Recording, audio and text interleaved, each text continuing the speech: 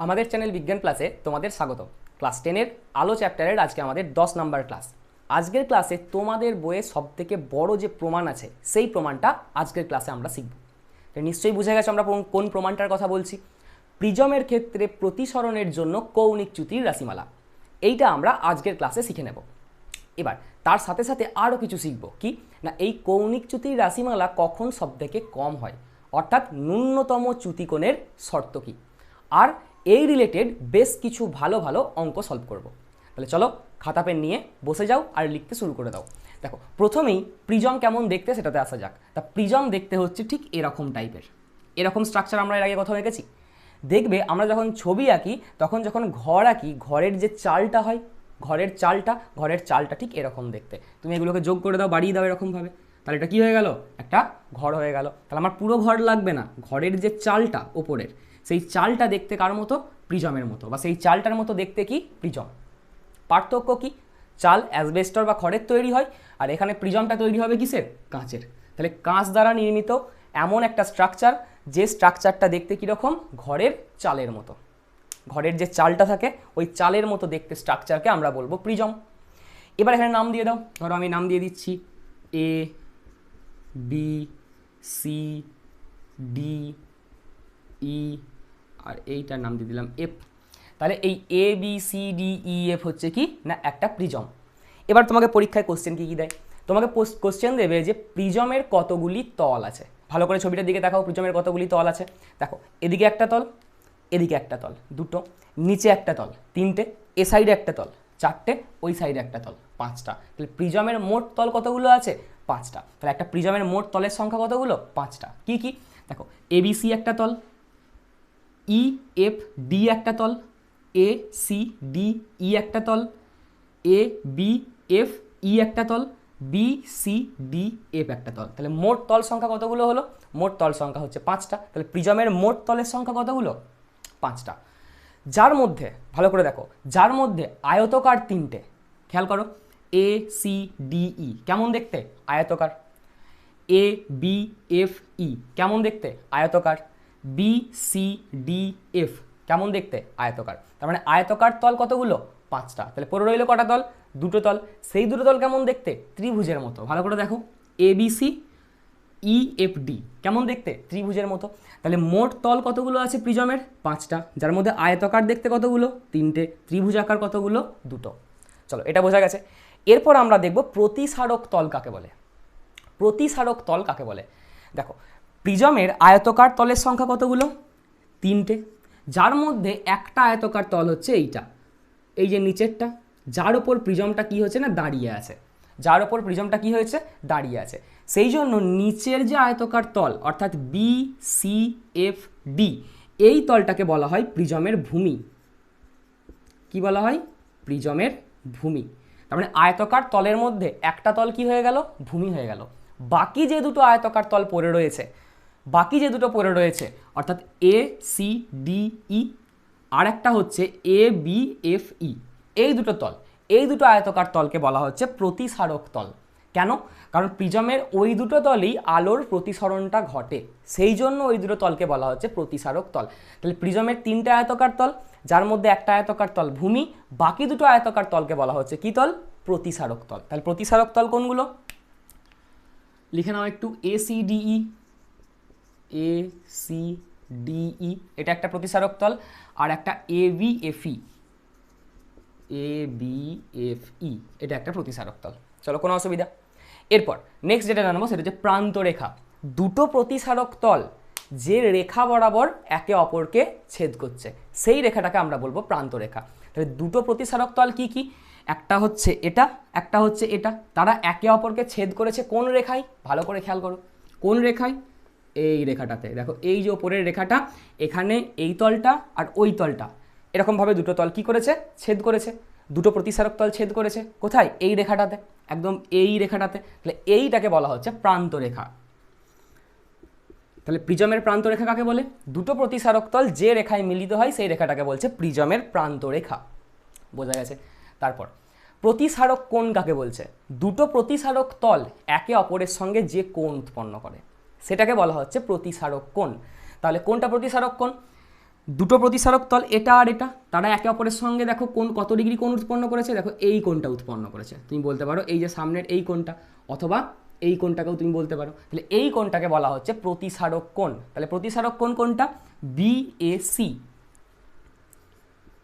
BAC, বা তুমি এটাকে বলতে পারো, অথবা তুমি এটাকে কোণ এও বলতে পারো, কোণ এ। এই দেখো কোণ এ, এ কোণটা, তাহলে এ কোণটা হচ্ছে কি না প্রিজমটার প্রতিসারক কোণ। আর রয়ে গেল প্রধান ছেদ। প্রধান ছেদ কাকে বলছে না? প্রধান ছেদ মানে হচ্ছে এই যে প্রান্তরেখা, প্রান্তরেখার লম্বালম্বি যদি আমরা প্রিজমটাকে কেটে দিই, তাহলে এটা হচ্ছে প্রান্তরেখা, তার সঙ্গে লম্ব করে যদি প্রিজমটাকে কেটে দিই, তাহলে আমরা যে তল পাবো, প্রিজমের তল পাবো, সেই তলটাকে বলা হচ্ছে প্রান্তরেখা। তাহলে প্রধান ছেদ। প্রধান ছেদ কাকে বলছে না? প্রান্তরেখাকে লম্বালম্বি বরাবর যদি আমরা প্রান্তরেখার লম্বালম্বি বরাবর যদি আমরা প্রিজমটাকে এরকমভাবে সমান দুটো ভাগে ভাগ করে দিই, তাহলে যে দুটো তল পাবো সেই তলটাকে বলা হচ্ছে কি না প্রধান ছেদ। চলো ক্লিয়ার, এই জায়গাটা ক্লিয়ার, কোনো অসুবিধা? চলো এবার হেডিং করে ফেলো যে প্রিজমের ক্ষেত্রে কৌণিক চ্যুতির রাশিমালা।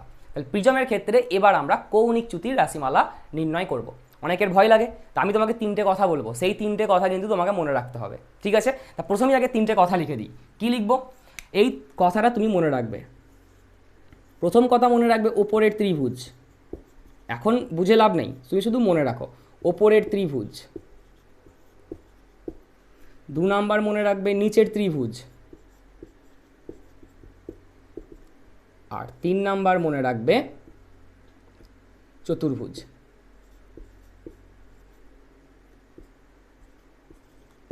তিনটে কথা মনে রাখবে, এখন ভাবতে যাবে না কি বলছি, তুমি শুধু মনে রাখবে এই তিনটে কথা, ওপরের ত্রিভুজ, নিচের ত্রিভুজ, চতুর্ভুজ। ব্যাস, প্রিজমের প্রমাণ কিন্তু এই তিনটে কথার মধ্যেই কমপ্লিট হয়ে যাবে। ঠিক আছে, চলো লিখে নাও এটাকে খাতায়, কোনো একটা পাশে কোথাও একটা বক্স করে ভাবে লিখে নাও, ওপরের ত্রিভুজ, নিচের ত্রিভুজ, চতুর্ভুজ। মুছে দিই। এবার হেডিং করো যে প্রিজমের ক্ষেত্রে কৌণিক চ্যুতির রাশিমালা। সবার আগে তোমাকে যেটা বুঝতে হবে সেটা হচ্ছে ছবিটাকে। তাহলে আমরা প্রথমে একটা প্রিজম এঁকে ফেলি।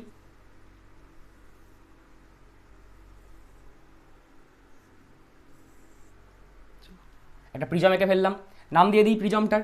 তাহলে এ বি সি, এবিসি হচ্ছে একটা আমাদের প্রিজম। এই প্রিজমে কি হচ্ছে না কোনো একটা আলোক রশ্মি গিয়ে পড়ছে, ঠিক আছে? তা আমরা ধরে নিচ্ছি কোনো একটা আলোক রশ্মি এইভাবে গিয়ে প্রিজমে পড়লো, ঠিক আছে? এবার আলোক রশ্মিটার যাওয়ার কথা কোন দিকে? আলোক রশ্মিটার যাওয়ার কথা এই সোজা বেরিয়ে যাওয়ার কথা, এই সোজা আলোক রশ্মিটার বেরিয়ে যাওয়ার কথা, কারণ আলো সরলরেখায় চলে। প্রিজম না থাকলে আলোক রশ্মিটা সোজা বেরিয়ে যেত, ঠিক আছে?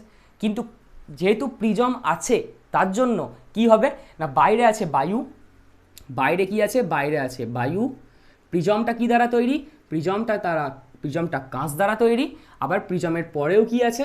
বায়ু আছে। তাহলে মাধ্যমে চেঞ্জ হচ্ছে কোন কোন তলে? প্রিজমের এবি তলটাতে আর এসি তলটাতে মাধ্যমে চেঞ্জ হচ্ছে। তার মানে এবি আর এসি তলে আলোর প্রতিসরণ ঘটবে, আর প্রতিসরণের জন্য আলোক রশ্মিটা সোজা যাবে না, নিশ্চয়ই আলোক রশ্মিটা বেঁকে যাবে। ক্লিয়ার এটা? চলো এবার বলবে তোমরা যে কোন দিকে বাঁকবে। তাহলে কোন দিকে বাঁকবে বুঝতে গেলে তোমাকে অভিলম্ব টানতে হবে। কোথায়? আপতন বিন্দুতে তোমাকে অভিলম্ব টানতে হবে। তাহলে আপতন বিন্দু কোনটা? এইটা। আপতিত রশ্মি যে বিন্দুতে পড়েছে সেটা আপতন বিন্দু, সেখানে অভিলম্ব টানবো। কার ওপর অভিলম্ব? তলের ওপর অভিলম্ব। তল কোনটা? এবি। তাহলে এবির ওপর আপতন বিন্দু দিয়ে অভিলম্ব। তার মানে অভিলম্বটা কেমন হবে? এরকম টাইপের হবে অভিলম্ব। টেনে দিলাম। চলো নাম দিই। এবিসি দিয়েছি, এটা ধরো নাম দিলাম ডি। আচ্ছা, এটার নাম দিলাম ই। ই মানে এই বিন্দুটা হচ্ছে ই। তাহলে ডিই হচ্ছে কি? এবি তলে আপতিত রশ্মি। আচ্ছা বেশ, তারপর আর এটা হচ্ছে কি আমাদের অভিলম্ব। অভিলম্বর একটু পরে নাম দিচ্ছি। এবার রশ্মিটার যাওয়ার কথা কোন দিকে? রশ্মিটার যাওয়ার কথা সোজা যাবে না। কোন দিকে যাবে? অভিলম্বের দিকে সরে আসবে না অভিলম্ব থেকে দূরে সরে যাবে? ভেবে বলো। অভিলম্বের দিকে সরে আসবে না অভিলম্ব থেকে দূরে সরে যাবে? কোন মাধ্যম থেকে কোন মাধ্যমে আলোক রশ্মি আসছে? বায়ু থেকে কাছে। তার মানে লঘু মাধ্যম থেকে ঘন মাধ্যমে। তাহলে লঘু মাধ্যম থেকে ঘন মাধ্যমে আলোক রশ্মি গেলে আলোক রশ্মিটা অভিলম্বের দিকে বেঁকে যায়। তাহলে তার যাওয়ার কথা সোজা যাবে না, সে অভিলম্বের দিকে বেঁকে যাবে। তাহলে ধরো অভিলম্বের দিকে বেঁকে গিয়ে এই তলে গিয়ে পড়লো এইভাবে। তার মানে এর ডিই রশ্মিটা প্রথম প্রিজমে গিয়ে পড়েছিল আপতিত রশ্মি, প্রতিষ্ঠিত রশ্মি কোনটা, না ধরো আমি এটার নাম দিয়ে দিলাম ই, আচ্ছা চলো এই জায়গাটার নাম দিয়ে দিলাম কত, এফ, এফ, ই এফ। তাহলে এবি তলে আপতিত রশ্মি ডিই, প্রতিষ্ঠিত রশ্মি কোনটা, ইএফ। বেঁকে গেছে, বোঝা গেছে। চলো এরপর আবার কোথায় প্রতিসরণ ঘটবে, এরপর আবার প্রতিসরণ ঘটবে এই বিন্দুটাতে। কেন, কারণ এই এসি তলটা আবার বিভেদ তলের মতো আচরণ করবে। তার ভিতর মানে তার এই জায়গাটাতে আছে কাঁচ, বাইরেটাতে আছে বায়ু, তার মানে আবার মাধ্যমের চেঞ্জ হচ্ছে, তার মানে আবার প্রতিসরণটা ঘটবে। তাহলে আবার প্রতিসরণ ঘটলে আবার আলোক রশ্মি বেঁকে যাবে। তার যাওয়ার কথা কোন দিকে, সোজা, সোজা যাবে না, কোন দিকে বেঁকে যাবে বুঝতে গেলে আমাকে যেটা করতে হবে সেটাকে অভিলম্ব টানতে হবে। তাহলে আবার আমাকে এফ বিন্দুতে অভিলম্ব টানতে হবে। চলো এফ বিন্দুতে আমরা অভিলম্ব টেনে দিই। কার ওপর অভিলম্ব, তলের ওপর লম্ব। এফ বিন্দু দিয়ে যাবে একটা লম্ব, যেটা কার ওপর হবে, এসির ওপর হবে। তার মানে এসির ওপর একটা লম্ব মানে হচ্ছে ধরো এরকম একটা লম্ব টেনে দিলাম, এটাকে আমরা বিপরীত দিকে বাড়িয়ে দিই, লম্ব এরকমভাবে বড় করে আমরা বাড়িয়ে দিলাম। তাহলে এই হচ্ছে আমাদের অভিলম্ব। দুটো অভিলম্ব একে অপরকে কোথায় ছেদ করেছে, এই একটা বিন্দুতে ছেদ করেছে। বেশ, সেটা পরেতে আসছি। এবার রশ্মিটার যাওয়ার কথা কোন দিকে, রশ্মিটার যাওয়ার কথা সোজা, যাবে সোজা, যাবে না, বেঁকে যাবে। কোন দিকে বাঁকবে ভেবে বলো আবার, কোন দিকে বাঁকবে, কোথা থেকে কোথায় আলোক রশ্মি যাচ্ছে, কাঁচ মাধ্যম থেকে বায়ু মাধ্যমে। তার মানে কাঁচটা কি, ঘন মাধ্যম, বায়ুটা কি, লঘু মাধ্যম। তাহলে ঘন মাধ্যম থেকে লঘু মাধ্যমে যদি আলোক রশ্মি যায় তাহলে কি হয়, অভিলম্ব থেকে দূরে সরে যায়, তাই তো। তার মানে যাওয়ার কথা কোন দিকে, এভাবে বেরিয়ে যাওয়ার কথা, যাবে না, অভিলম্ব থেকে দূরে সরে যাবে, মানে এদিকে নেমে চলে আসবে, মানে রশ্মিটা এইভাবে বেরিয়ে যাবে, এভাবে রশ্মিটা বেরিয়ে চলে যাবে। চলো বোঝা গেছে, নাম দিয়ে দিই তাহলে। এবি তলে প্রতিসরণ ঘটলো, আপতিত রশ্মি ডিই, প্রতিষ্ঠিত রশ্মি ইএফ। আবার এসি তলে কি হলো, প্রতিসরণ ঘটলো, আপতিত রশ্মি কোনটা, ডিই, প্রতিষ্ঠিত রশ্মি কোনটা, এফ, এটার নাম দিয়ে দাও জি। তাহলে এফ জি হচ্ছে প্রতিষ্ঠিত রশ্মি। কোনো অসুবিধা আছে দূর পর্যন্ত, অবিলম্ব কোনটা কোনটা, এফ জি হয়ে গেল। এটা ধরো এটার নাম দিয়ে দিলাম এইচ, এটার নাম দিয়ে দিলাম আই, এটার নাম দিয়ে দিলাম জে। তার মানে এইচ আই হচ্ছে প্রথম তলে অভিলম্ব, এইচ জে হচ্ছে দ্বিতীয় তলে অভিলম্ব। এতদূর পর্যন্ত কোনো অসুবিধা, এতদূর পর্যন্ত কোনো অসুবিধা, এতদূর পর্যন্ত কোনো অসুবিধা নেই, ঠিক আছে। চলো এরপর তোমাকে যদি বলা হয় যে রশ্মিটার কৌণিক চ্যুতি কত হলো, রশ্মিটা কত ডিগ্রি ঘুরে গেল, রশ্মিটা কত ডিগ্রি ঘুরে গেল, তাই তুমি কি বলবে, রশ্মিটার যাওয়ার কথা কোন দিকে, এই দিক বরাবর, যাচ্ছে কোন দিকে, এই দিক বরাবর, যাওয়ার কথা এদিকে, ভালো করে দেখো, যাওয়ার কথা এদিকে, যাচ্ছে কোন দিকে, এইদিকে, যাওয়ার কথা এদিকে, যাচ্ছে এদিকে। তাহলে কত ডিগ্রি ঘুরে গেছে, তুমি বলবে এই কোণটা ঘুরে গেছে, এই কোণটা ঘুরে গেছে। তাহলে যত ডিগ্রি কোণে ঘুরে যায় তাকেই আমরা বলি কৌণিক চ্যুতি। তার মানে কৌণিক চ্যুতি বুঝতে গেলে আমাকে কি করতে হবে, এই রশ্মিটাকে আমাকে এই এফজিটাকে বিপরীত দিকে বাড়িয়ে দিতে হবে, বিপরীত দিকে এফজিটাকে আমাকে বাড়িয়ে দিতে হবে। ঠিকঠাক হয়েছে, ছবিটা একটু বেঁকে গেছে, এফজিটাকে আমাকে বিপরীত দিকে বাড়িয়ে দিতে হবে। তাহলে বাড়িয়ে দিলাম এফজিটাকে বিপরীত দিকে। সেইটা ধরো এই বিন্দুটাতে কে বিন্দুতে ছেদ করেছে, এই রশ্মিটাকে, বা তোমার ই, আচ্ছা এখানে কিছু নাম দিইনি, কে, এটার নাম দিয়ে দাও এল, এই ই এলকে কে বিন্দুতে ছেদ করেছে। তাহলে এবার আমাকে বলো রশ্মিটার কৌণিক চ্যুতি কত। রশ্মিটার যাওয়ার কথা ছিল কোন দিক বরাবর, ইএল বরাবর, যাচ্ছে কোন দিকে, এফজি বরাবর। তাহলে কত ডিগ্রি কোণে ঘুরে গেছে বোঝানোর জন্য এফজিটাকে আমরা বিপরীত দিকে বাড়িয়ে দিলাম, দিয়ে এখন আমি বলতে পারি এই কোণটাতে ঘুরে গেছে রশ্মিটা, যাওয়ার কথা ছিল এইদিকে, যাচ্ছে এদিকে। তার মানে এত ডিগ্রি কোণে রশ্মিটা ঘুরে গেছে। তাহলে যত ডিগ্রি কোণে রশ্মিটা ঘুরে যায় তাকেই আমরা কি বলি, কৌণিক চ্যুতি। তার মানে অ্যাকচুয়ালি এটাই হচ্ছে আমাদের কৌণিক চ্যুতি, যাকে আমরা বলবো কি ডেল্টা, আর যার মান আমাদের কি করতে হবে, নির্ণয় করতে হবে। চলো ক্লিয়ার এতদূর পর্যন্ত, এতদূর পর্যন্ত ক্লিয়ার। প্রথম তলে আপতিত রশ্মি ডিই, প্রতিষ্ঠিত রশ্মি ইএফ। রশ্মিটা কি হয়ে গেল দেখো, রশ্মিটা কি হয়ে গেল না অভিলম্বের দিকে বেঁকে গিয়েছিল, কারণ লঘু মাধ্যম থেকে ঘন মাধ্যমে আলোক রশ্মি আসছিল। তারপর আবার প্রতিসরণ কোথায় ঘটলো, এসি তলে। এসি তলে রশ্মিটার আপতিত রশ্মি কোনটা, ইএফ, প্রতিষ্ঠিত রশ্মি কোনটা, এফজি। কেন রশ্মিটা বেঁকে গেল, কারণ ঘন মাধ্যম থেকে লঘু মাধ্যমে আলোক রশ্মি যাচ্ছে, তার জন্য সোজা না গিয়ে অভিলম্ব থেকে দূরে সরে গেল, তার মানে এফজি হয়ে গেল। তাহলে কৌণিক চ্যুতি কতটা হলো, যাওয়ার কথা কোন দিকে ছিল, যাওয়ার কথা ছিল সোজা, যাচ্ছে কোন দিকে, এফজি বরাবর। তাহলে বেঁকে কতটা গেছে, বেঁকে কতটা গেছে বোঝার জন্য আমাকে কি করতে হবে, এফজিটাকে বিপরীত দিকে বাড়িয়ে দিতে হবে। তাহলেই আমরা পেয়ে গেলাম কি এল কে এফ, এই যে কোনটা এল কে এফ, এই যে কোণটা, এই কোণটাই হচ্ছে কৌণিক চ্যুতি, অর্থাৎ কত ডিগ্রি কোণে রশ্মিটা বেঁকে গেছে। ক্লিয়ার? তো আমাকে এই ডেল্টার মানটাই বার করতে হবে। কোনো অসুবিধা আছে?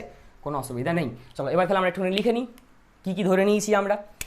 তাহলে কী কী ধরেছি না, এবিসি হচ্ছে একটা প্রিজম। এবিসি হলো একটি প্রিজম যার প্রতিসারক কোণ কত? প্রতিসারক কোণ, প্রতিসারক কোণ মানে কি? দুটো প্রতিসারক তল যে বিন্দুতে ছেদ করে। তাহলে প্রতিসারক তল কোনগুলো কোনগুলো? একটা এবি, একটা এসি। যে তলে প্রতিসরণ ঘটবে সেটাই প্রতিসারক তল। তার মানে হচ্ছে এবি প্রতিসারক তল, এসি প্রতিসারক তল। কোথায় ছেদ করেছে? দেখো এই বিন্দুটাতে ছেদ করেছে। তার মানে এই যে কোণটা, এই কোণটা হচ্ছে কি? প্রতিসারক কোণ। ঠিক একটু আগে ছবিটার সঙ্গে রিলেট করো। তাহলে প্রতিসারক কোণ কোনটা? প্রতিসারক কোণ হচ্ছে কোণ এ। এই এ কোণটা হচ্ছে আমাদের প্রতিসারক কোণ। চলো জিটা মুছে দিই, তাহলে দেখতে একটা কেমন লাগছে। চলো তাহলে প্রতিসারক কোণ হচ্ছে কি? কোণ এ। আচ্ছা, প্রিজমটির কোথায় কোথায় প্রতিসরণ ঘটছে? প্রিজমটির এবি ও এসি তলে প্রতিসরণ ঘটে। প্রতিসরণ ঘটে। তাহলে আমরা প্রথম এবি তলটার দিকে ফোকাস করব। তাহলে এবি তলে আপতিত রশ্মি, আগের দিন যেমন লিখছিলাম একই রকম লেখা, তুমি শুধু যেটুকু ছবি এঁকেছো সেটুকু লিখবে, তার বাইরে কিচ্ছু লেখার দরকার নেই। তাহলে আপতিত রশ্মি, এবি তলে আপতিত রশ্মি কোনটা? ডিই। ডিই। প্রতিসৃত রশ্মি, প্রতিসৃত রশ্মি এবি তলে প্রতিসৃত রশ্মি কোনটা? E F. তাহলে ই এফ। আচ্ছা, তারপর অভিলম্ব কোনটা? অভিলম্ব, এবি তলে অভিলম্ব কোনটা? H I. অভিলম্ব এইচ আই। এবার তোমরা আমাকে বলবে আপতন কোণ কোনটা?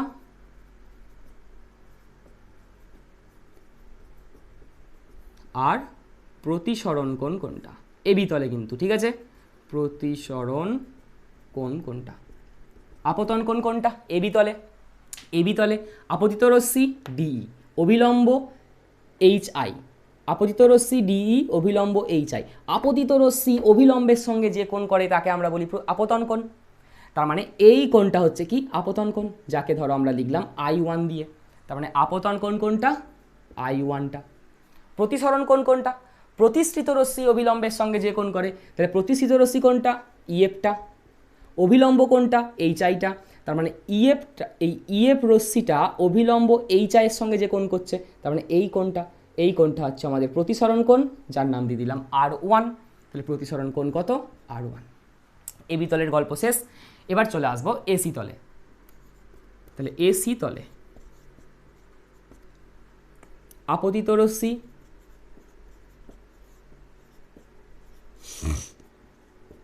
এসি তলে আপতিত রশ্মি। তাহলে এসি তলে আপতিত রশ্মি কোনটা? এসি তলে আপতিত রশ্মি কোনটা? ইএফটা। ইএফ রশ্মিটা গিয়ে পড়ছে এসি তলে, তাহলে আপতিত রশ্মি হচ্ছে ইএফ। বেশ, প্রতিসৃত রশ্মি কোনটা? প্রতিসৃত রশ্মি। প্রতিসৃত রশ্মি কোনটা? প্রতিসৃত রশ্মি কোনটা? এফজি। এফজি বেরিয়ে যাচ্ছে, তাহলে প্রতিসৃত রশ্মি হচ্ছে এফজি। অভিলম্ব কোনটা? তাহলে অভিলম্ব হচ্ছে কোনটা? H J. তাহলে এইচ জে হচ্ছে আমাদের অভিলম্ব। আচ্ছা, তাহলে এসি তলে আপতন কোণ কোনটা? এসি তলে আপতন কোণ কোনটা? আর প্রতিসরণ কোণ কোনটা? প্রতিসরণ কোণ কোনটা? আপতন কোণ কাকে বলে? আপতিত রশ্মি অভিলম্বের সঙ্গে যে কোণ করে। তাহলে এসি তলে আপতিত রশ্মি কোনটা? এই রশ্মিটা। অভিলম্ব কোনটা? এইচ জেটা। তার মানে ইএফটা হচ্ছে আপতিত রশ্মি, এইচ জেটা হচ্ছে অভিলম্ব। তাহলে আপতিত রশ্মি অভিলম্বের সঙ্গে কত কোণ করছে? এই কোণটা তৈরি করছে। তাহলে এই কোণটা হচ্ছে কি আপতন কোণ, যাকে আমরা লিখব কি দিয়ে, আপতন কোণকে লেখা উচিত আই দিয়ে, আমরা এখানে লিখব R2 দিয়ে। কত? R2 দিয়ে। কেন R2 দিলাম? সেই দেখবে আগের দিন বলেছিলাম যে প্রিজমটা কি দ্বারা তৈরি, কাঁচ দ্বারা তৈরি। তাহলে একটা নির্দিষ্ট মাধ্যমে, কাঁচ মাধ্যমের মধ্যেই একটা কোণকে আমরা R1 দিয়ে লিখেছি, তার জন্য পরেরটাকে আমরা R2 দিয়েই লিখব। I2 দিয়েই লিখতে পারো, কিন্তু সমস্ত বইয়ে এই রুলটাকেই ফলো করা হয়, সেই জন্য আমরা R2 দিয়ে লিখব। তাহলে আপতন কোণ কোনটা? আপতন কোণ হয়ে গেল R2। প্রতিসরণ কোণ কোনটা? প্রতিসৃত রশ্মি অভিলম্বের সঙ্গে যে কোণ করছে। তাহলে এসি তলে প্রতিসৃত রশ্মি কোনটা? FG। অভিলম্ব কোনটা? HJ। তাদের মধ্যবর্তী কোণ কোনটা? এই কোণটা, যাকে আমরা লিখব কি দিয়ে? I2 দিয়ে। তার জন্য প্রতিসরণ কোণ কত হয়ে গেল? I2 হয়ে গেল। দেখো পুরো ছবিটা যেটুকু আমরা এঁকেছি সেটুকু তুমি বুঝতে পারলে না? আর কৌণিক চ্যুতি কোনটা? অতএব কৌণিক চ্যুতি। কৌণিক চ্যুতি, রশ্মিটির কৌণিক চ্যুতি কোনটা? না কৌণিক চ্যুতি মানে হচ্ছে ডেল্টা সমান কোনটা? একটু লিখে দাও, LKG। কোণ LKG। তাহলে এই হচ্ছে আমাদের কৌণিক চ্যুতি, যার রাশিমালা আমাকে নির্ণয় করতে হবে। ক্লিয়ার আছে দূর পর্যন্ত? এই LKGর মান বা এই ডেল্টার মানটাই আমাকে নির্ণয় করতে হবে। এতদূর পর্যন্ত লিখে নাও ঝটঝট করে। চলো তাহলে এবার আমরা কি করব? ডেল্টার মান নির্ণয় করব। কার মান? ডেল্টার মান, বা তুমি বলতে পারো LKG, এই যে কোণটা, এই কোণটার মান আমরা নির্ণয় করব। কিভাবে করব? চলো এখানে একটুখানি দেখো, এই ইটা আমি এখানে নাম দিচ্ছি, এইটার নাম আমরা ই দিয়েছি, দেখতে অসুবিধা হচ্ছে তাই ইটা না নিচে না দিয়ে একটু ওপরে লিখে দিলাম। তাহলে এই বিন্দুটাই হচ্ছে ই, যেটা আমরা নিচে লিখেছিলাম। আর এফটাকে একটু বড় করে লিখে দিই, তাহলে এইটা হচ্ছে আমাদের এফ। এই যে বিন্দুটা, এটা হচ্ছে আমাদের এফ বিন্দু। এটাই ধরেছিলাম, আমার বুঝতে অসুবিধা হচ্ছে সেই জন্য একটু বড় করে লিখে দিলাম। ঠিক আছে, চলো আমরা কার মান নির্ণয় করব? ডেল্টার মান। তোমাকে কি বলেছিলাম? তিনটে কথা মনে রাখতে, যার মধ্যে প্রথম কথাটা কি ছিল? ওপরের ত্রিভুজ। কি লিখেছিলাম? ওপরের ত্রিভুজ। ভালো করে দেখো তো, এই পুরো যে ছবিটা এঁকেছি এর মধ্যে তুমি দুটো ত্রিভুজ পাবে, একটু ভালো করে দেখো। কি কি ত্রিভুজ? একটা ত্রিভুজ হচ্ছে KEF, একটা ত্রিভুজ হচ্ছে KEF, এই একটা ত্রিভুজ। আচ্ছা, আরও একটা ত্রিভুজ পাবে EFH, ত্রিভুজ EFH। দুটো ত্রিভুজ পাচ্ছ? দুটো ত্রিভুজ। চতুর্ভুজটা পরে আসছি। তাহলে আগে তুমি দুটো ত্রিভুজ পেয়েছো। দুটো ত্রিভুজের মধ্যে ওপরের ত্রিভুজ কোনটা? ওপরের ত্রিভুজ কোনটা? এটা হচ্ছে ওপরের ত্রিভুজ। দেখো এটা ওপর দিয়ে আছে, আর এটা কি? নিচের ত্রিভুজ। তাহলে প্রথম 1 নাম্বার পয়েন্ট কি লিখেছিলাম? ওপরের ত্রিভুজ। তার মানে ডেল্টার মান বার করতে গেলে প্রথমেই আমাকে যেটা করতে হবে সেটা ওপরের ত্রিভুজটাকে নিয়ে ভাবতে হবে। তাহলে ওপরের ত্রিভুজ মানে কোনটা? KEF। KEF, শুধুমাত্র এই ত্রিভুজটাকে নিয়ে আমরা ভাববো। KEF, এই ত্রিভুজটাকে নিয়ে আমরা ভাববো। ঠিক আছে, আর কিছু নিয়ে আমরা ভাববো না। তাহলে KEF নিয়ে প্রথম ভাববো, ওপরের ত্রিভুজ নিয়ে ভাববো। তাহলে KEF নিয়ে প্রথম ভাবি। তাহলে ত্রিভুজ KEF থেকে আমরা কি লিখতে পারি? দেখো আমাকে ডেল্টার মান বার করতে হবে। তাহলে ডেল্টার মান বার করার জন্য আমরা ত্রিভুজ KEF এর থেকে পাই। ওপরের ত্রিভুজ থেকে আমরা কি পাচ্ছি সেটা আমরা প্রথম দেখব। আমরা 9-এ একটা উপপাদ্য পড়েছিলাম, কোনো একটা ত্রিভুজের বহিস্থ কোণ বিপরীত অন্তস্থ কোণদ্বয়ের সমান। পড়েছিলাম, মনে পড়ছে? এরকম একটা উপপাদ্য ক্লাস 9-এ। কোনো একটা ত্রিভুজ, ধরো আমি এরকমভাবেই আঁকছি ছবিটা, ধরো এরকম টাইপের একটা। ঠিক আছে, তা এটা হচ্ছে একটা ত্রিভুজ। এই ত্রিভুজের বহিস্থ কোণ কোনটা? ত্রিভুজের বাইরের কোণ কোনটা? এই কোণটা। এটা হচ্ছে ত্রিভুজের বাইরের কোণ, বহিস্থ কোণ। তা এই বহিস্থ কোণটা কার সঙ্গে সমান? বিপরীত অন্তস্থ কোণদ্বয়ের সাথে, কোণদ্বয়ের সমষ্টির সাথে সমান। তার মানে এর বিপরীত কোণদ্বয় কি কি? বিপরীত কোণদ্বয় হচ্ছে, দেখো একটা এইটা আর একটা হচ্ছে এইটা। তার মানে এই কোণটা আর এই কোণটাকে যোগ করলে এই কোণটার সাথে সমান হবে। এই উপপাদ্যটা কিন্তু আমরা পড়েছিলাম। কোনো একটা ত্রিভুজের বহিস্থ কোণ তার বিপরীত অন্তস্থ কোণদ্বয়ের সমষ্টির সমান।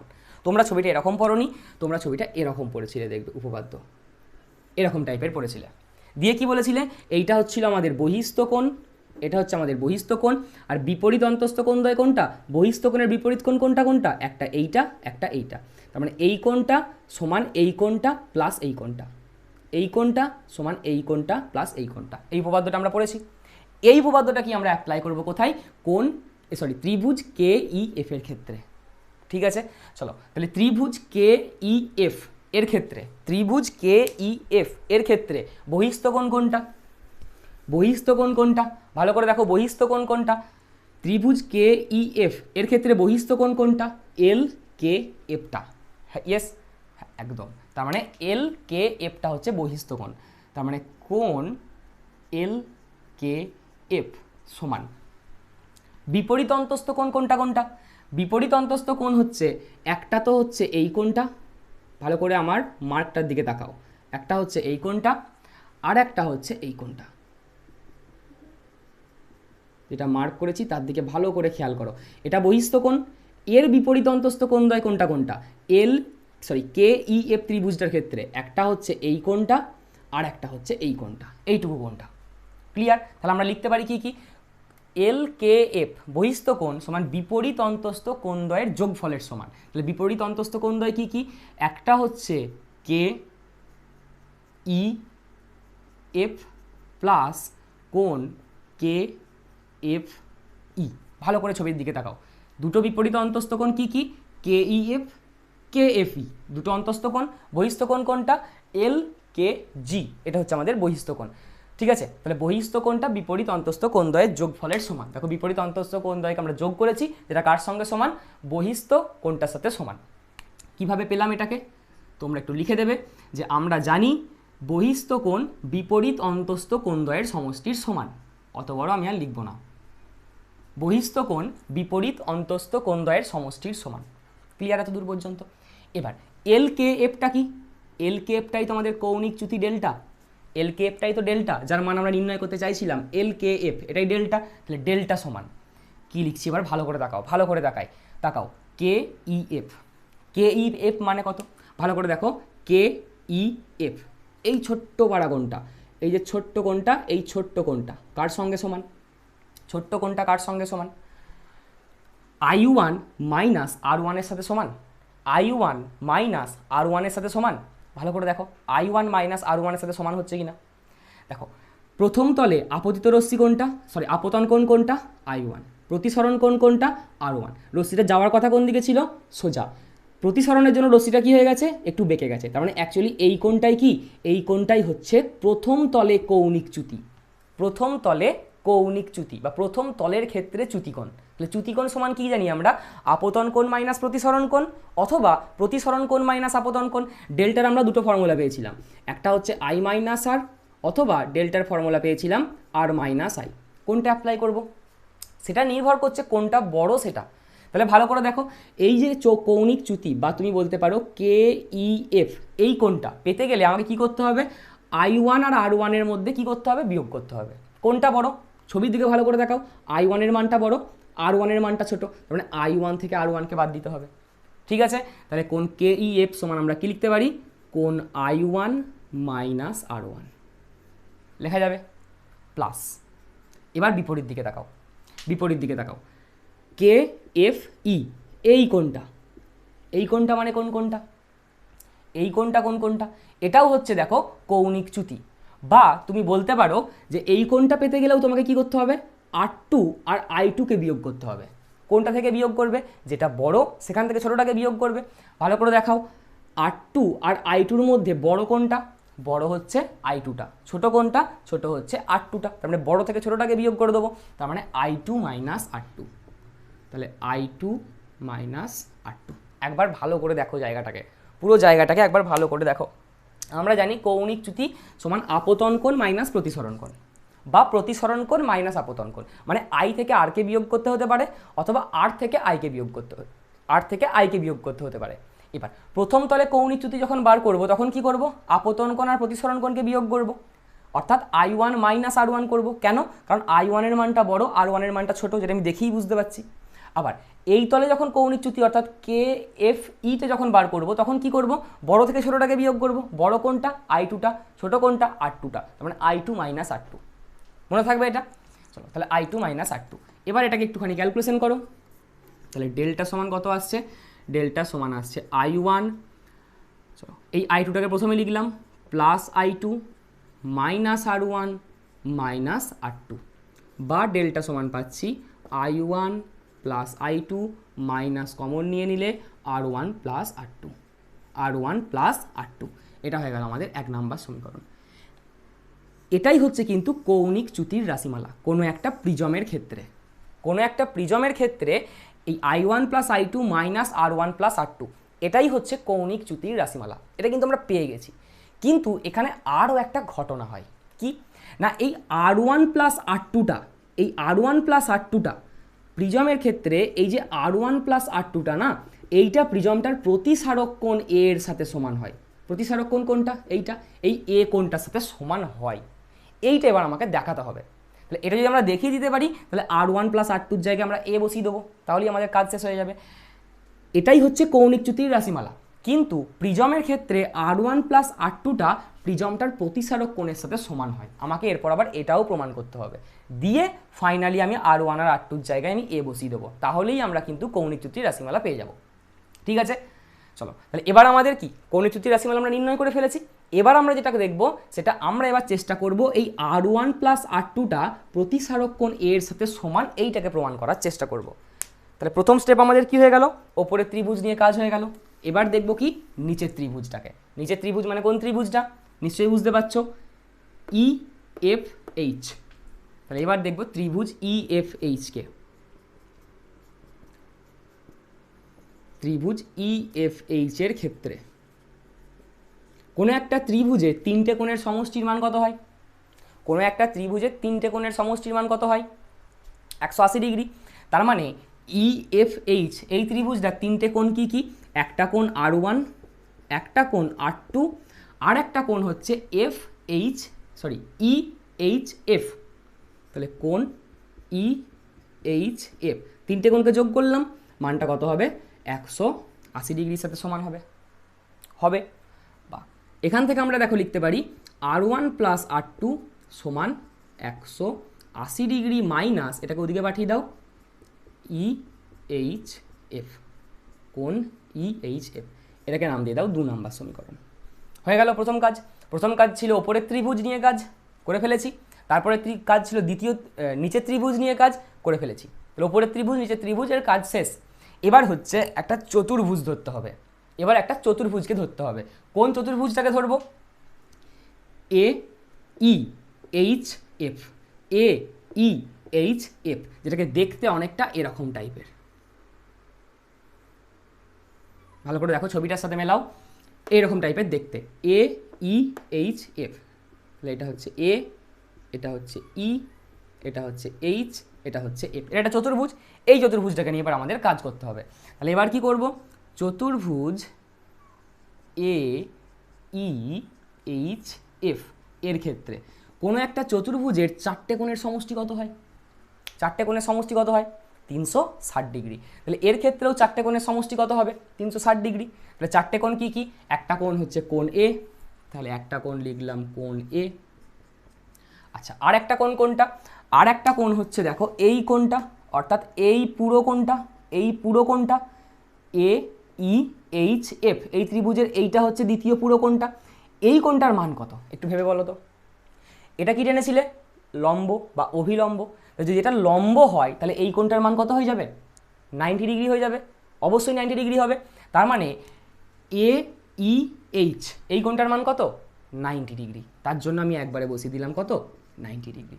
ঠিক আছে, প্লাস এইচ কোণটা, বা তুমি বলতে পারো EHJ কোণটা বা EHF কোণটা, কোণ EHF কোণটা, প্লাস কোন কোণটা? AFH কোণটা। আবার ভালো করে দেখো, AFHটার ক্ষেত্রে এইচ যেটা হচ্ছে অভিলম্ব, তাহলে এটা যদি অভিলম্ব হয় তাহলে এই পুরো কোণটার মান কত হবে? এটা যদি অভিলম্ব হয় তাহলে এই পুরো কোণটার মান কত হবে? পুরো কোণটার মান কত হবে? আবার 90 ডিগ্রি হবে। তাহলে প্লাস 90 ডিগ্রি সমান কত? আমরা বলতে পারি 360 ডিগ্রি। তাহলে এখান থেকে দেখো তুমি কি পাচ্ছ? কোণ A প্লাস কোণ EHF সমান, ওদিকে আছে 360 ডিগ্রি মাইনাস 90 প্লাস 90 মানে 180, যেটা ওদিকে গেলে কি হয়ে যাবে? বিয়োগ হয়ে যাবে, 180 ডিগ্রি। ঠিক আছে, তাহলে কোণ A প্লাস বা কোণ A সমান কত হচ্ছে একবারে দেখো। কোণ A সমান 360 মাইনাস 180 সমান কত? 180 মাইনাস EHF এদিকে প্লাস আছে, এদিকে প্লাস আছে, ওদিকে গেলে মাইনাস হয়ে যাবে, তার মানে কোণ EHF। তাহলে এটা হয়ে গেল আমাদের ক নম্বর সমীকরণ, এটা হয়ে গেল আমাদের 3 নম্বর সমীকরণ, এটা হয়ে গেল আমাদের 3 নম্বর সমীকরণ। বোঝা গেছে এত দূর? 2 নম্বর সমীকরণ পেয়ে গেছি, 3 নম্বর সমীকরণ পেয়ে গেছি, কোনো অসুবিধা নেই এত দূর পর্যন্ত। এবার 2 নম্বর আর 3 নম্বর সমীকরণটার দিকে ভালো করে তাকাও। 2 নম্বর আর 3 নম্বর সমীকরণের দিকে ভালো করে তাকাও। 2 নম্বর সমীকরণে R1 plus R2, R1 plus R2 সমান 180 ডিগ্রি মাইনাস কোণ EHF। 3 নম্বর সমীকরণে কোণ A সমান 180 ডিগ্রি মাইনাস EHF। তার মানে দুটো সমীকরণই রাইট হ্যান্ড সাইডটা কি আছে? সমান আছে। দুটো সমীকরণেরই এই সাইডটা অর্থাৎ রাইট হ্যান্ড সাইডটা কি আছে? সমান আছে। দুটো সমীকরণকে যদি আমরা তুলনা করি তাহলে আমরা কি লিখতে পারি? 2 ও 3 নাম্বার সমীকরণকে 2 ও 3 নাম্বারকে তুলনা করে পাই।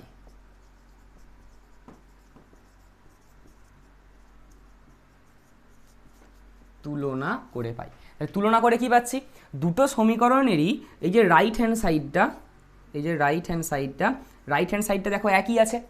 তার মানে যদি তাদের রাইট হ্যান্ড সাইডটা সমান হয় তাহলে অবশ্যই তাদের লেফট হ্যান্ড সাইডটা কি হয়ে যাবে? সমান হয়ে যাবে। তাহলে দেখো তুলনা করে কি পাচ্ছি? R1 প্লাস R2 সমান কোণ এ। আমি কি বলেছিলাম প্রথমেই? কৌণিক চ্যুতি আমরা বার করে ফেলেছি অনেক আগেই, এটাই বার করে ফেলেছি। কিন্তু এরপর আমাকে যেটা দেখাতে হয় সেটা হচ্ছে এই R1 প্লাস R2টা প্রিজমটার প্রতিসারক কোণের সাথে সমান, যেটা আমরা ফাইনালি দেখো দেখিয়ে দিলাম যে R1 প্লাস R2 যোগ করলে যেটা প্রিজমটার প্রতিসারক কোণের সাথে সমান হবে। পেয়ে গেলাম। এই মানটাকে 1 নাম্বার সমীকরণে পুট করে দাও। তাহলে এরপর কি করবে না, এরপর লিখবে 1 নাম্বার সমীকরণ থেকে পাই ডেল্টা সমান, 1 নাম্বার সমীকরণ থেকে পাচ্ছি ডেল্টা সমান I1 plus I2, I1 plus I2 minus R1 plus R2 জায়গায় কত বসিয়ে দেবো? আমরা প্রমাণ করে দিয়েছি R1 প্লাস R2 সমান হচ্ছে কোণ এ, অর্থাৎ প্রিজমটার প্রতিসারক কোণ। তাহলে R1 প্লাস R2 জায়গায় বসিয়ে দেবো এ। তাহলে আমাদের প্রমাণ হয়ে গেল যে কোনো একটা প্রিজমের কৌণিক চ্যুতির রাশিমালা ডেল্টা সমান হচ্ছে I1 প্লাস I2 মাইনাস এ। বুঝতে পারলে প্রমাণ হয়ে গেছে? বেশ, তাহলে কি করলাম আমরা? পুরো প্রমাণটাতে আমাদের কি মনে রাখতে হবে? 3টে কথাকে মনে রাখতে হবে। কি? ওপরের ত্রিভুজ, নিচের ত্রিভুজ, আর একটা হচ্ছে চতুর্ভুজ। ওপরের ত্রিভুজ মানে কোনটা? এই ত্রিভুজটা, এটা হচ্ছে আমাদের ওপরের ত্রিভুজ, এই ত্রিভুজটা। নিচের ত্রিভুজ মানে কোনটা? নিচের ত্রিভুজ মানে হচ্ছে এই ত্রিভুজটা, এই যে ত্রিভুজটা আছে এই ত্রিভুজটা। আর একটা হচ্ছে চতুর্ভুজ। কোন চতুর্ভুজ? AEHF। তাহলে এই 3টে কথা মনে রাখলে তুমি ভুলবে না তোমার স্টেপগুলো কী কী হবে। তাই প্রথম ধরবো ওপরের ত্রিভুজকে, কিছু কাজ করব, এই কোয়েশ্চেনটাকে তৈরি করব। তারপরে ধরবো নিচের ত্রিভুজটাকে, 3টে কোণের যোগ করব। তারপরে কি করব? চতুর্ভুজটাকে, তার 4টে কোণকে যোগ করব। ব্যাস, পুরো প্রমাণ কমপ্লিট। তাহলে ডেল্টা সমান কি পেয়ে গেলাম? কোনো একটা প্রিজমে কৌণিক চ্যুতি ডেল্টা সমান হচ্ছে I1 প্লাস I2 মাইনাস এ। I1টা কি? I1টা হচ্ছে প্রথম তলে আপতন কোণ। I2টা কি? I2টা হচ্ছে ঠিক তার বিপরীত যে প্রতিসারক তলটা আছে সেই বিপরীত প্রতিসারক তলে প্রতিসরণ কোণ। আর এটা কি? এটা হচ্ছে প্রিজমটার প্রতিসারক কোণ, প্রিজমটার প্রতিসারক কোণ। তাহলে I1 প্লাস I2 মাইনাস এ, এই হয়ে গেল কোনো একটা প্রিজমের কৌণিক চ্যুতির রাশিমালা। লিখে নাও তোমরা। চলো তাহলে আমরা এই রিলেটেড এবার একটা অঙ্ক সলভ করে ফেলি, তাহলে কিন্তু আমাদের জায়গাটা আরও স্ট্রং হয়ে যাবে। কি আছে দেখো অঙ্কটা? তোমাকে বলেছে যে একটি সমবাহু প্রিজমের দুটি প্রতিসারক তলে আপতন কোণ ও প্রতিসরণ কোণ 40 ডিগ্রি এবং 30 ডিগ্রি কৌণিক চ্যুতির মান কত? অর্থাৎ রশ্মিটির কৌণিক চ্যুতির মান কত হবে সেটা তোমাকে নির্ণয় করতে বলেছে। দেওয়া আছে কি কি? দেওয়া আছে যে দুটি প্রতিসারক তলে আপতন কোণ, মানে প্রথম প্রতিসারক তলে আপতন কোণ হচ্ছে 40 ডিগ্রি আর দ্বিতীয় প্রতিসারক তলে প্রতিসরণ কোণটা হচ্ছে 30 ডিগ্রি। মানে তোমাকে I1 এর মান বলে দেওয়া আছে, I1 এর মান হচ্ছে 40 ডিগ্রি, I2 এর মান বলে দেওয়া আছে যেটার মান হচ্ছে কত? 30 ডিগ্রি। I1 মানে কি? প্রথম প্রতিসারক তলে আপতন কোণ। I2 মানে কি? দ্বিতীয় প্রতিসারক তলটাতে প্রতিসরণ কোণ। এই দুটোর মান তোমাকে বলে দেওয়া আছে। তাহলে I1 আর I2 এর মান তোমাকে বলে দেওয়া আছে। কি নির্ণয় করতে বলছে? বলছে কৌণিক চ্যুতি ডেল্টার মান কত। তাহলে ডেল্টা ইকুয়াল টু কত এটা তোমাকে নির্ণয় করতে বলছে। তাহলে আমরা ফর্মুলা কি জানি? আপতন কোণ প্রতিসরণ কোণ দিয়ে কৌণিক চ্যুতির রাশিমালা কি জানি প্রিজমের ক্ষেত্রে? আমরা জানি delta equal to I1 plus I2 minus A, I1 plus I2 minus A. ডেল্টার মান আমি তখনই নির্ণয় করতে পারবো যখন I1 এর মান জানবো, I2 এর মান জানবো, এ এর মান জানবো, অর্থাৎ প্রিজমটার প্রতিসারক কোণ জানবো। তাহলে I1 I2 এর মান তো আমি জানি, কিন্তু প্রিজমের প্রতিসারক কোণ আমাকে বলে দেওয়া নেই, তাহলে অঙ্কটা কি আছে? ভুল আছে, তাহলে অঙ্কটা সলভ করা যাবে না। একটু ভালো করে দেখাও, প্রিজমের প্রতিসারক কোণ কিন্তু বলে দিয়েছে, লুকিয়ে দিয়েছে পুরো অঙ্কটার মধ্যে। কীরকম কি বলেছে? বলেছে একটি সমবাহু প্রিজম। তাহলে সমবাহু প্রিজম মানে কি? যে প্রিজমটার তিনটে বাহুর মান কেমন হবে? সমান হবে, তাকে আমরা বলি সমবাহু প্রিজম। তাহলে কোনো একটা সমবাহু প্রিজমের ক্ষেত্রে এই তিনটে কোণের মানই কত হয়ে যাবে? সমান সমান হয়ে যাবে। কত হয়? কোনো একটা সমবাহু ত্রিভুজের তিনটে কোণের মান কত হয়? 60 ডিগ্রি করে। তাহলে একটা সমবাহু প্রিজম হলে তার তিনটে কোণের মানই কত হয়ে যাবে? এটাও 60 ডিগ্রি, এটাও 60 ডিগ্রি, এটাও 60 ডিগ্রি। তাহলে প্রতিসারক কোণ কত হয়ে গেল? এই যে প্রতিসারক কোণ কত হয়ে গেল?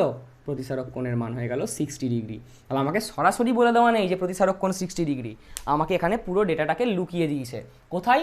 না এই সমবাহু প্রিজম কথাটার মধ্যে। চলো ক্লিয়ার? তাহলে এর মান পেয়ে গেছি আমরা 60 ডিগ্রি, ডেল্টার মান বার করে নেবো। মান বসিয়ে 40 প্লাস 30 মাইনাস 60, তার মানে হচ্ছে দেখো 10 ডিগ্রি। তাহলে প্রিজমটার ক্ষেত্রে যে রশ্মিটা যাবে, রশ্মিটা কতটা বেঁকে যাবে? 10 ডিগ্রি কোণে বেঁকে যাবে। চলো বোঝা গেছে? এবার আমরা দেখে নেব কোনো একটা প্রিজমের ক্ষেত্রে ন্যূনতম চ্যুতিকোণ বলতে কি বোঝায়। ন্যূনতম চ্যুতিকোণ তুমি এমনিই জানো, ন্যূনতম মানে কি? কম। চ্যুতিকোণ মানে কি? যত ডিগ্রি কোণে রশ্মিটা বেঁকে যাচ্ছে। তার মানে যখন চ্যুতিকোণের মান সব থেকে কম হবে সেটা কি আমরা বলবো? ন্যূনতম চ্যুতিকোণ। চলো এটা কখন ঘটে এইটা আমাদের বুঝতে হবে। দেখো আমরা কি জানলাম না, কোনো একটা প্রিজমের কৌণিক চ্যুতি বা চ্যুতিকোণ ডেল্টা সমান হচ্ছে I1 প্লাস I2 মাইনাস এ। ঠিক আছে, এইবার কোনো একটা প্রিজমের এই প্রতিসারক কোণের মানটা কি? কোনো একটা প্রিজমের ক্ষেত্রে একটা প্রিজমের প্রতিসারক কোণের মান তো নির্দিষ্ট, যদি সমবাহু প্রিজম হয় তাহলে সমবাহু প্রিজমটার প্রতিসারক কোণটা সবসময় 60 ডিগ্রিই হবে, যার মানের কিন্তু কোনো পরিবর্তন হবে না। তার মানে এই এটা কেমন? এই এটা হচ্ছে ধ্রুবক, এই এটা হচ্ছে ধ্রুবক। তার জন্য এই ডেল্টা অর্থাৎ কৌণিক চ্যুতি, কোনো একটা প্রিজমের কৌণিক চ্যুতি সেটা নির্ভর করছে কার ওপর? আপতন কোণ I1 এর ওপর। অর্থাৎ প্রথম প্রতিসারক তলে আপতন কোণ I1 এর ওপর ডেল্টার মানটা নির্ভর করে। কীরকমভাবে নির্ভর করে না, যদি প্রথম দিকে এটা মানে একবারে বলা যাবে না যে কেমনভাবে নির্ভর করে। যদি প্রথম ক্ষেত্রে যে দেখা যায় যে যদি I1 এর মানকে যদি বাড়ানো হয়, I1 এর মানকে যদি বাড়ানো হয় তাহলে প্রথম দিকে দেখা যায় যে ডেল্টার মানটা আস্তে আস্তে কমছে। তুমি I1 এর মানকে বাড়াচ্ছ, 1 ডিগ্রি কোণে রশ্মি ফেললে 2 degree, 3 degree, 4 degree, 5 degree, 6 degree, এরকম I1 এর মানকে তুমি যখন আস্তে আস্তে বাড়াচ্ছ প্রথম দিকে, তখন দেখবে যে কৌণিক চ্যুতির মানটা আস্তে আস্তে কমছে। ঠিক আছে, কিন্তু একটা মান পর্যন্ত এই কৌণিক চ্যুতির মানটা কমবে। I1 এর মানকে বাড়াবে, ডেল্টার মান কমবে, I1 এর মানকে বাড়াবে, ডেল্টার মানটা কমবে, একটা নির্দিষ্ট মান পর্যন্ত ডেল্টার মান কমবে। তারপরে ঠিক তারপরে দেখা যায় যখন I1 এর মানকে বাড়ানো হয় তখন ডেল্টার মানটা কি হচ্ছে? বাড়ছে। তাহলে কৌণিক চ্যুতিটা আপতন কোণের ওপর কেমনভাবে নির্ভর করে তুমি কিন্তু বলতে পারবে না। তোমাকে লিখতে গেলে তোমাকে এই পুরো কথাটাই লিখতে হবে। তাহলে ডেল্টা I1 এর ওপর কেমনভাবে নির্ভর করছে না, প্রথম দিকে I1 এর মান বাড়ালে বা আপতন কোণ বাড়ালে কৌণিক চ্যুতির মান কমে, কিন্তু কিছু সময় পর দেখা যায় আপতন কোণের মানকে বাড়ালে কৌণিক চ্যুতিটা তখন বাড়ছে। তার মানে তোমাকে এরকম পরীক্ষায় কোশ্চেন দেয় যে আপতন কোণ আর কৌণিক চ্যুতির এর মধ্যে সম্পর্ক কী। তাহলে প্রথম ক্ষেত্রে বা প্রথম দিকে আপতন কোণ বৃদ্ধি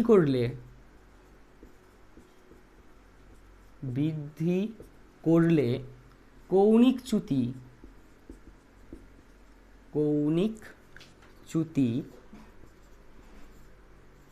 কমে। ঠিক আছে, এটা প্রথম দিকে দেখা যায়, কিন্তু তারপরে কিছু সময় পর কি দেখা যায়? কিছু সময়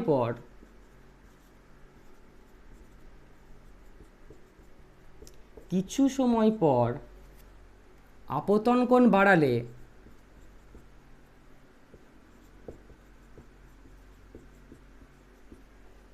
বৃদ্ধি করলে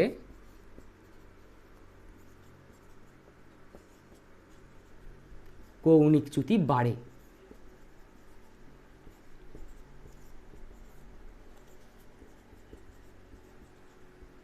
তো এদের মধ্যে একটা অন্যরকম সম্পর্ক। এর মান যদি I1 এর মান যদি প্রথম দিকে বাড়াই, ডেল্টার মান কমবে। কিছু সময় পর দেখবো I1 এর মান থেকে যখন আবার বাড়াচ্ছি তখন ডেল্টার মান বাড়ছে। একটা অন্যরকম সম্পর্ক পুরো। তাহলে এইটা কিন্তু তোমাকে পরীক্ষার খাতায় লিখে আসতে হবে যে যদি তোমাকে যদি কোশ্চেন দেয় যে ডেল্টার সাথে অর্থাৎ কৌণিক চ্যুতির সাথে আপতন কোণের সম্পর্ক কী, তাহলে কি প্রথম আপতন কোণ বাড়ালে কৌণিক চ্যুতি কমবে, তারপরে আপতন কোণ বাড়ালে কৌণিক চ্যুতির মান কী হয়ে যাবে, বাড়তে থাকবে। ঠিক আছে, তারপরে কৌণিক চ্যুতির মান কী হয়ে যাবে, বাড়তে থাকবে। তার জন্য এর যে গ্রাফটা আমরা পাই, এই গ্রাফটা হচ্ছে এরকম টাইপের। তুমি যদি এদিকে আপতন কোণ I1 কে নাও আর এদিকে ডেল্টা নাও, কৌণিক চ্যুতিকে নাও ওয়াই অ্যাক্সিস বরাবর, তাহলে কি বললাম প্রথমে, I1 এর মানকে বাড়ালে ডেল্টার মানটা কমবে। তাহলে I1 এর মান ধরো আমি প্রথমে নিয়েছিলাম 0-র কাছাকাছি এরকম, তারপর I1 এর মান বাড়াচ্ছি, আস্তে আস্তে ডেল্টার মান দেখো নিচের দিকে নেমে যাচ্ছে, কমে যাচ্ছে, কমতে কমতে একটা মান পর্যন্ত কি হয়ে যাবে, কমে যাবে। তারপরে যখন I1 কে আবার বাড়াবো, দেখো এই প্রত্যেকটা বিন্দুতে, তুমি প্রত্যেকটা বিন্দুকে খেয়াল করো, তাহলে প্রত্যেকটা বিন্দু কী হয়ে গেছে, এদিকে সরে যাচ্ছে, তার মানে I1 এর মান বাড়ছে আর ডেল্টার মান কী হয়ে যাচ্ছে, নিচে নেমে যাচ্ছে, মানে কমে যাচ্ছে। তার মানে এই প্রত্যেকটা বিন্দুর ক্ষেত্রে I1 এর মান বাড়ছে কিন্তু ডেল্টার মান কি হচ্ছে, কমছে। কমতে কমতে দেখো একটা ভ্যালু পর্যন্ত কমেছে। তারপরে তুমি যখন আবার I1 কে বাড়াবে, তখন আমি I1 কে বাড়াচ্ছি, তখন দেখবে ডেল্টার মান কি হয়ে যাচ্ছে, আস্তে আস্তে বেড়ে যাচ্ছে। ঠিক এরকম টাইপের বিন্দুগুলো পাবে তুমি গ্রাফে প্লট করো, বুঝতে পারলে? তাহলে প্রথমে কি হচ্ছে, দেখো I1 এর মানকে কি হচ্ছে, বাড়াচ্ছি, এখান থেকে এখান পর্যন্তও বাড়ালাম, তারপরের বিন্দুগুলোর ক্ষেত্রেও বাড়ছে, তারপরের বিন্দুগুলো আস্তে আস্তে আস্তে আস্তে এদিকে যাচ্ছে, মানে তার ক্ষেত্রেও I1 এর মানটা বাড়ছে, আপতন কোণের মানটা বাড়ছে। তাহলে প্রত্যেকটা বিন্দুর ক্ষেত্রেই কিন্তু আপতন কোণের মান বাড়ছে, কিন্তু ডেল্টার মানটা কি হচ্ছে, ডেল্টার মানটা একবার এরকমভাবে নিচে নামতে নামতে কমলো, তারপর আবার উপরে উঠছে, আস্তে আস্তে বাড়ছে। ক্লিয়ার জায়গাটা? তাহলে এইটা হচ্ছে কৌণিক চ্যুতির সাথে আপতন কোণের গ্রাফ। তুমি যখন পরীক্ষায় আঁকবে, বিন্দুগুলো দেবে না, তখন তুমি শুধু এরকম ইউয়ের মতো এঁকে দেবে, এরকম ইউয়ের মতো এঁকে দেবে। ঠিক আছে, এরকম ইউয়ের মতো এঁকে দেবে। এই গ্রাফটা কি রিপ্রেজেন্ট করছে, এই গ্রাফটার প্রত্যেকটা বিন্দুতে দেখো আয়ের মান বাড়ছে, কিন্তু ডেল্টার মান কি হচ্ছে, একবার কমছে একবার বাড়ছে। ক্লিয়ার? তাহলে তোমাকে যদি বলা হয় যে ডেল্টার সর্বনিম্ন মান কোনটা, তাহলে তুমি বলবে ডেল্টার সর্বনিম্ন মান হচ্ছে এইটাকেই বলা হচ্ছে ন্যূনতম চ্যুতিকোণ, বা ডেল্টার সর্বনিম্ন মান বা ন্যূনতম চ্যুতিকোণ, ডেল্টা মিনিমাম। ক্লিয়ার জায়গাটা? তাহলে যখন ডেল্টা মিনিমাম হয় তখন একটা আপতন কোণ থাকে, তার মানে তখন একটা আপতন কোণের মান আছে, সেই মানটা কত, বা ডেল্টা মিনিমাম কখন হয়, যখন, ভালো করে খেয়াল করবে, I1 সমান I2 হয়ে যায়। কখন? I1 সমান যখন I2 হয়ে যায়। I1 এর মান I1 এর মান বাড়ছে, I1 এর মান বাড়তে বাড়তে যখন I1 এর মানটা I2 এর সঙ্গে সমান হয়ে যাবে, অর্থাৎ প্রথম তলে আপতন কোণ দ্বিতীয় তলে প্রতিসরণ কোণের সঙ্গে সমান হয়ে যাবে, ঠিক সেই মুহূর্তে ডেল্টার মানটা কত হবে, সর্বনিম্ন হবে। বা আমরা কি বলতে পারবো, সেই সময় ডেল্টার মান সর্বনিম্ন হবে বা ন্যূনতম চ্যুতিকোণ সেই মুহূর্তে দেখা যাবে। চলো ক্লিয়ার? কোনো অসুবিধা আছে? নেই। তাহলে তোমাকে যদি কোশ্চেন দেয় যে ন্যূনতম চ্যুতিকোণ কাকে বলে, তাহলে তুমি কি লিখবে, আপতন কোণের, এরকমভাবে লিখতে পারো যে আপতন কোণের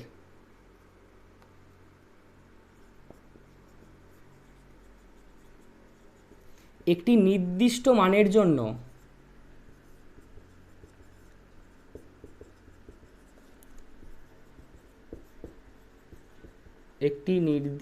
মানের জন্য কৌণিক চ্যুতির মান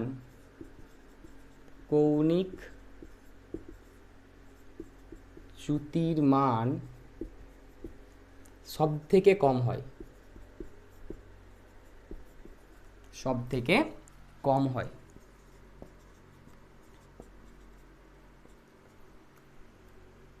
ওই কোণকে, ওই সব থেকে কোণ যে চ্যুতিকোণের মানটা, ওই কোণকে কি বলা হচ্ছে, ন্যূনতম চ্যুতিকোণ বলে।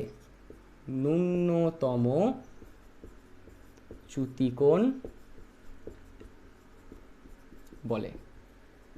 ঠিক আছে, তাহলে আমরা কি কি জানতে পারলাম? প্রথম কথা, ন্যূনতম চ্যুতিকোণ কাকে বলে? না ডেল্টার মান যখন সব থেকে কম হয়, চ্যুতিকোণের মান যখন সব থেকে কম হয়, চ্যুতিকোণের সব থেকে কম মানটাকে বলছে ন্যূনতম চ্যুতিকোণ। আচ্ছা, ডেল্টার সাথে আপতন কোণের সম্পর্ক কি? না প্রথমে আপতন কোণ বাড়ালে ডেল্টার মান কি হয়ে যায়? কমে যায়, কিন্তু তারপরে আপতন কোণ বাড়ালে কি হয়ে যায়? ডেল্টার মান আস্তে আস্তে বাড়তে থাকে। এই দুটো কথা জানতে পারলাম। আচ্ছা, এবার তোমাকে যেটা কোশ্চেন দেবে, তোমাকে বলবে ন্যূনতম চ্যুতিকোণ বলে। বেশ ঠিক আছে, তোমাকে এরপর যেটা কোশ্চেন দেবে যে ন্যূনতম চ্যুতিকোণের শর্ত, ন্যূনতম চ্যুতিকোণের শর্ত, বা তোমাকে বলবে যে কখন চ্যুতিকোণের মান সব থেকে কম হয়, ডেল্টার মান মিনিমাম কখন হয়। ঠিক আছে, তুমি কি জানো ন্যূনতম চ্যুতিকোণ কখন হবে? যখন I1-এর মানটা I2-র সাথে সমান হয়ে যাবে, অর্থাৎ প্রথম তলে আপতন কোণ দ্বিতীয় তলে প্রতিসরণ কোণের সাথে সমান হয়ে যাবে। তাই ন্যূনতম চ্যুতিকোণের শর্ত কি? ন্যূনতম চ্যুতিকোণের শর্ত হচ্ছে I1 সমান I2। তাহলে পরীক্ষার কোশ্চেন যদি দেয় যে কোনো একটা প্রিজমের ক্ষেত্রে চ্যুতিকোণের ন্যূনতম চ্যুতিকোণের শর্ত কত হবে, তাহলে ন্যূনতম চ্যুতিকোণের শর্ত কি? না I1 সমান I2। এই যে I1-এর মানটা যদি I2-র সঙ্গে সমান হয়ে যায়, তাহলে সেক্ষেত্রে ডেল্টার মান কত হয়ে যাবে? মিনিমাম হয়ে যাবে, সব থেকে কম হয়ে যাবে। ঠিক আছে, এইবার পরীক্ষা করে দেখা যায় যে যখন I1-এর মান I2-র সাথে সমান হয়, I1-এর মান যখন I2-র সাথে সমান হয়, তখন R1-এর মানটা R2-র সাথে সমান হয়ে যায়। এটা কিন্তু দেখা যায়, প্রমাণও করা যায়। ঠিক আছে, তো তোমাদের সেসব প্রমাণ করতে হবে না, তুমি এটাকে মনে রাখবে। যখন I1-এর মানটা I2-র সাথে সমান হয়, তখন কি হয়ে যায়? R1-এর মানটা R2-র সাথে সমান হয়। R2টা কি? প্রথম তলে প্রতিসরণ কোণ R1 আর দ্বিতীয় তলে আপতন কোণ ছিল R2। তার মানে যখন I1 সমান I2 হবে, তখন অটোমেটিক্যালি R1 সমান R2 হয়ে যাবে। ঠিক আছে, আর একটা কথাও তোমাকে মনে রাখতে হবে, কি না প্রতিসৃত রশ্মি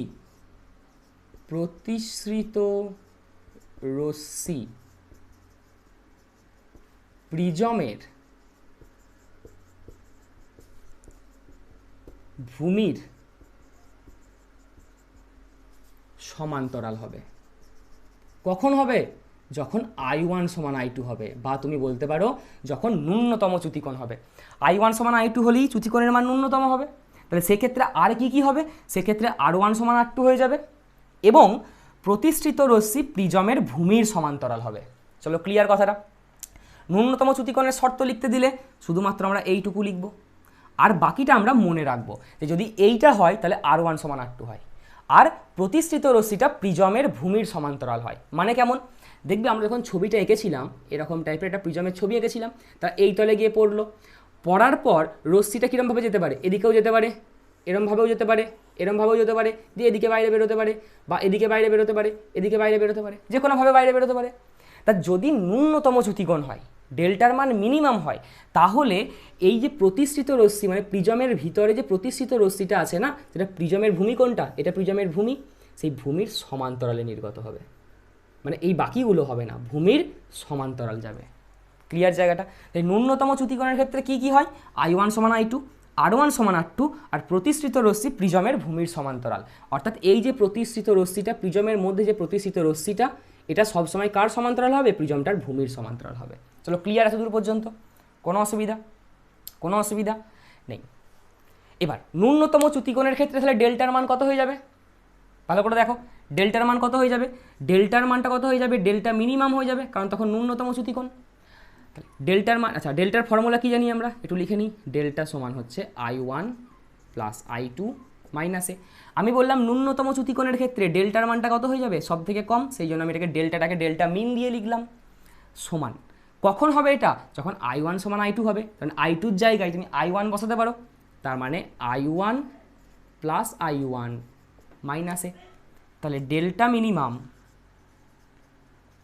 সমান 2I1 মাইনাস এ। ভালো করে খেয়াল করো, কৌণিক চ্যুতির রাশিমালাটা কিন্তু একটু চেঞ্জ হয়ে গেল। কখন? ন্যূনতম চ্যুতিকোণের ক্ষেত্রে। ন্যূনতম চ্যুতিকোণের ক্ষেত্রে আমরা কিন্তু আর I1 প্লাস I2 মাইনাস এই ফর্মুলা ইউজ করবো না, কারণ ন্যূনতম চ্যুতিকোণের ক্ষেত্রে এরা দুজনা পরপর কি হয়ে যায়? সমান হয়ে যায়। তার জন্য I2-র জায়গায় কি বসিয়ে দিলাম? আমি I1 বসিয়ে দিলাম, এই যে I1 বসিয়ে দিলাম, তাহলে ফর্মুলাটা একটু চেঞ্জ হয়ে গেল 2I1 মাইনাস এ। কোনো অসুবিধা? আমাদের মোটামুটি কাজ শেষ, আর এই অঙ্কটা করলেই মোটামুটি তোমাদের পুরো জায়গাটা ক্লিয়ার হয়ে যাবে। দেখো কী দিয়েছে অঙ্কটাতে, বলেছে কোনো সমবাহু প্রিজমের আপতন কোণ 45 ডিগ্রি, ন্যূনতম চ্যুতিকোণ কত। তাহলে আমরা ফর্মুলা কি জানি চ্যুতিকোণের, ডেল্টা সমান হচ্ছে I1 প্লাস I2 মাইনাস এ। আমাকে চ্যুতিকোণ বার করতে বলেনি, আমাকে বলেছে ন্যূনতম চ্যুতিকোণ, তার মানে আমাকে ডেল্টা মিনিমামের মান বার করতে বলেছে। আর ডেল্টা মিনিমাম তখনই হবে যখন I1 এর মানটা I2 এর সাথে সমান হয়ে যাবে। চলো ক্লিয়ার আছে দূর পর্যন্ত। এবার দেখা যাক যে কী কী ভ্যালু বলে দিয়েছে। প্রথম বলে দিয়েছে কোনো সমবাহু প্রিজম, তাহলে এবার নিশ্চয়ই তোমার সমবাহু প্রিজম বলেছে মানেই মাথায় স্ট্রাইক করে গেছে যে প্রিজমটার প্রতিসারক কোণ কত, সঙ্গে সঙ্গে লিখে ফেলো প্রতিসারক কোণ কত, 60 ডিগ্রি, কারণ সমবাহু প্রিজম মানেই তার প্রতিসারক কোণ কত হয়ে যাবে, 60 ডিগ্রি। বেশ, আপতন কোণ, তাহলে আপতন কোণ মানে হচ্ছে I1 এর মান কত বলেছে, 45 ডিগ্রি।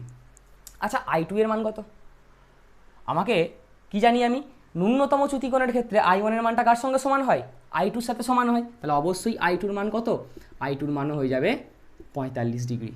ক্লিয়ার, দুটোর মানই সমান হয়ে যাবে।